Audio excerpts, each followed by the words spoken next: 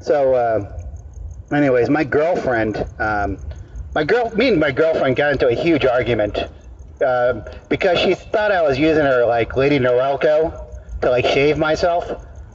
Like there was like thick hairs in there and stuff. Like she said, you did this. You ruined my Lady Norelco. You gummed it up. I have to go buy another one. And it's like, that's not my fault. I mean, that could be eyelashes or something, you know, in there. It doesn't, she knows I don't use the manscaping tools. I don't use these things because I have a phobia. I'm afraid of blades near my junk. I'm afraid of oscillating blades, spinning heads. These things are made in China. They're made out of plastic. There could be a horrible accident. It could be like Hellraiser down there if I use one of these things. It could explode and all of a sudden Jesus wept, right? So, but she knows I don't use these things, but I do keep it clean. I keep myself clean, but I don't use the tools. Instead, I use a lighter. I use a lighter to manscape because it's manly. It's manly because at the end of the process, your baby's smooth and you smell like barbecue. And chicks really dig that. It's super manly. Also, I mean, if you have to like get to the ass and like do that business over there, you don't have to do that whole process of like propping up the mirror and going to that alternate dimension with all your spinning blades and tools. Again, a horrible accident could be compounded by that process. With your lighter, all you have to do is just listen.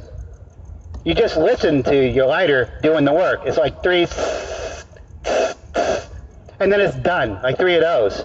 And your baby's smooth and everything. That's the whole process of that. I don't know. I've been trying to better myself. But I want to go to college. You know, everyone wants to go to college, but I can't afford it. So what I've been doing a lot of times is I've been watching educational television, getting all the educational television from the library, like CDs and stuff. And so I watched this documentary. It's a David Attenborough documentary on spiders. It's very classy. And this part of this documentary, what they do is they feed these spiders flies laced with LSD to see what kind of webs the spiders would draw. Because spiders are the only things that actually can communicate with the world through their webs. They're invertebrates, but they also like have a language and stuff with the webs. So they give these spiders these flies laced with LSD, and they're varying doses of LSD.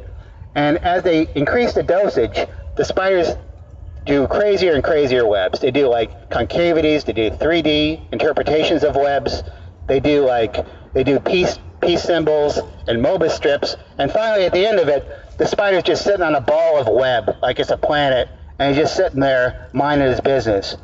And I thought, well, that's all interesting, but seriously, what a bad trip for the flies, right? It's a horrible trip for the flies, because flies have 10,000 eyes. They have 10,000 eyes, and if they're on acid, that's a bad start. That's like the worst. There's so many trails, there's so many bulges, there would be so many patterns. I mean, that would be terrible. And then they're stuck in a web. I mean, if you've ever not been able to move on acid, if you've ever been paralyzed, just sitting in a chair, trying to uncross your legs, and you can't uncross your legs, you don't know what time means when you can't uncross your legs on acid. I mean, you're doing that. And then you get eaten by a spider. I mean, at that point, what are you going to do? The breathing exercises aren't going to work. The meditation doesn't work. You're just going to say, I can't believe this is happening. I can't believe I'm being eaten by a spider. And then you get eaten by a spider. And it's like the worst for flies, you know. But that's what I did when I came out of the house. I was trying to generate empathy for flies. That was my goal in life. And now I feel like I've done that. Also, as part of the documentary, it was a very classy documentary, by the way. As part of the documentary, they tested caffeine on the spiders. They tested caffeine on the spiders, and what they did is, with the webs is they drew really chaotic webs that really couldn't catch anything. They just had unequal spacing. And then they dosed the flies. They dosed the spiders with meth. They dosed these spiders with meth as part of the documentary. And then the spiders just realized they were covered with spider and flipped out.